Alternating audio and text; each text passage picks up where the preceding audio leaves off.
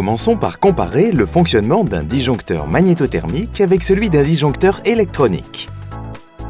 Observons tout d'abord la courbe de déclenchement d'un disjoncteur magnétothermique. Elle se comportera différemment selon la nature de la surcharge. Lorsque la surcharge sera faible, le disjoncteur passera par une phase de réaction thermique volontairement lente et mettra un certain temps avant de se déclencher. En revanche, en cas de forte surcharge, c'est l'effet magnétique qui primera et le disjoncteur coupera rapidement le courant dans le circuit. Le disjoncteur électronique, lui, fonctionne plus finement. Il mesure en permanence l'intensité du courant et son temps de réaction dépendra du niveau de la surcharge. Comme on le voit sur la courbe de déclenchement du disjoncteur électronique, le temps de déclenchement est garanti. Ce mode de fonctionnement rend le disjoncteur électronique plus fiable que le disjoncteur magnétothermique, notamment dans le cas des faibles surcharges. Commençons par définir en quoi consiste la sélectivité. La sélectivité permet d'interrompre le courant sur les circuits touchés par une surcharge sans avoir à mettre hors tension l'ensemble du système. Observons maintenant le cas du disjoncteur magnétothermique. On a tendance à croire qu'il garantit cette sélectivité en toutes circonstances. C'est d'ailleurs ce qu'illustre la courbe de déclenchement suivante avec ses trois zones, B, C et D. En réalité, cette sélectivité n'est pas systématique, notamment dans le cas des faibles surcharges. En effet, avec sa phase de détection thermique, le disjoncteur magnétothermique aura une réaction trop lente face à la surcharge. Le disjoncteur n'a pas le temps de s'ouvrir et d'isoler la branche en défaut. C'est donc le système de protection interne de l'alimentation à découpage qui va alors se déclencher et faire chuter sa tension de sortie, mettant ainsi hors tension toute l'armoire. Par exemple, pour un disjoncteur ayant la courbe C comme illustré sur le schéma, il faudra que le courant de surcharge atteigne au moins 10 fois le calibre pour être certain que le disjoncteur se déclenche rapidement.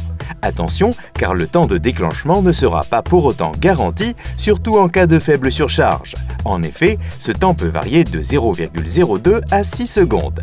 Le plus souvent, l'alimentation à découpage se sera protégée avant le déclenchement du disjoncteur magnétothermique.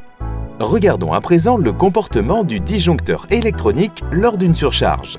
Comme nous l'avons déjà expliqué, ce dernier est plus sensible et mesure en permanence l'intensité du courant. Il va donc rapidement détecter cette surcharge et coupera le courant dans la branche concernée avant que l'alimentation à découpage n'ait le temps de se protéger. Le courant ne sera donc pas coupé dans les autres circuits. Par exemple, si pour une surcharge, le rapport I sur IN est de 10, le temps d'ouverture sera de l'ordre de 100 millisecondes. On voit que le disjoncteur électronique garantit la sélectivité en toutes circonstances, y compris en cas de faible surcharge. Contrairement au disjoncteur magnétothermique, le disjoncteur électronique est configurable. Il permet de choisir le calibre que l'on souhaite par voie et donc de contrôler l'intensité de coupure sur chacune des voies. Le disjoncteur électronique prend également moins de place. Comme on le voit dans cet exemple, il remplace 8 disjoncteurs magnétothermiques. On passe ainsi de 140 mm à 42 mm de large seulement. Le gain de place dans l'armoire est significatif.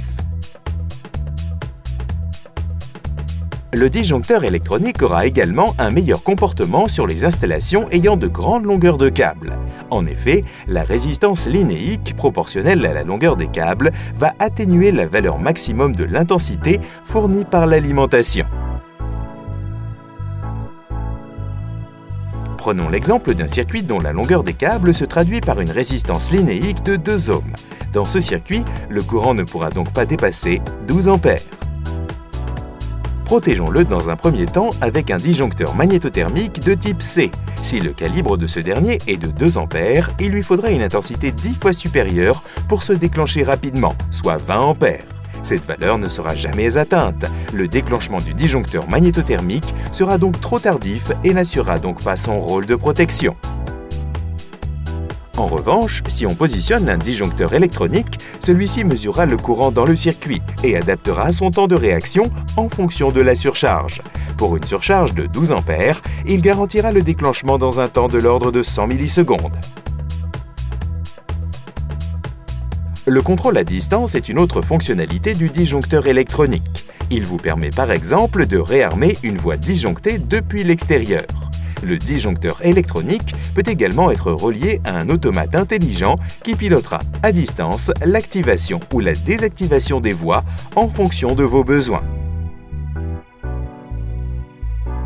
Pour conclure notre comparaison, le disjoncteur électronique est plus fiable que le disjoncteur magnétothermique, puisqu'il assure une meilleure sélectivité même sur les faibles surcharges. Il maintient la qualité de sa protection sur les installations ayant de grandes longueurs de câble. Il est plus fonctionnel avec un gain de place significatif. Il offre également la possibilité de régler son calibre ou encore d'être contrôlé à distance.